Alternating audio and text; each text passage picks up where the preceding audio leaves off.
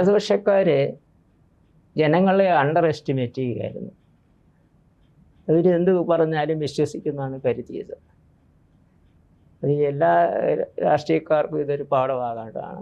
ജനങ്ങൾ അങ്ങനെ മണ്ടന്മാരാണെന്ന് കരുതരുത്. അവരും എല്ലാം കണ്ടുകൊണ്ടാണ് ഇരിക്കുന്നത്. ജനം ഇടതുപക്ഷത്തെ മനസ്സിലാക്കി, പക്ഷേ ഇടതുപക്ഷം ജനത്തിന്റെ മനസ്സിലാക്കിയില്ല. അമിത ആത്മവിശ്വാസമായിരുന്നു അവർക്ക് ജയിക്കുമെന്നുള്ളത് അല്ലേ? UDF ക്യാമ്പുകളിൽ എന്തായാലും മുസ്ലിം ലീഗ് വലിയൊരു ചാക്ക് വിജയികളെയും കൊണ്ടുവരുമെന്ന് വി.ഡി. സതീശന് അറിയാമായിരുന്നു. നമ്മൾ പറയുമ്പോൾ വി.ഡി. സതീശനെ എടുത്തു പറയേണ്ടത്, കാരണം പ്രതിപക്ഷ നേതാവും ഈ വിഷൻ, ഈ നിയമസഭ ഈ മത്സരത്തിലേക്കുള്ള ഇലക്ഷനിലേക്കുള്ള വിഷനും കൊണ്ട് നയിച്ചത്, UDF നയിച്ചത് വി.ഡി. സതീശനായിരുന്നു. ഇനി ആര് മുഖ്യമന്ത്രിയാകുമെന്ന് അറിയില്ല.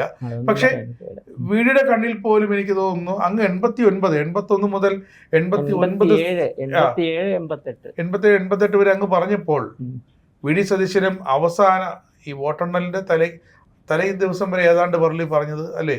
ഞാൻ രാവിലെ കൗണ്ടിങ്ങിന് അന്ന് രാവിലെ 7:45 വി.ഡി. സതീശനെ വിളിച്ചു. അപ്പോൾ അദ്ദേഹം പറഞ്ഞത് ഞങ്ങൾക്ക് 85 മുതൽ 90 വരെ സീറ്റ് കിട്ടുമെന്നാണ്. അപ്പൊ അദ്ദേഹം അങ്ങനെയാണ് വിശ്വസിച്ചിരുന്നത്. പുറത്ത് ഇങ്ങനെ പറയുന്നതേ ഉള്ളൂ, അണികൾക്ക് ഒരു ആവേശം കൊള്ളിക്കാൻ.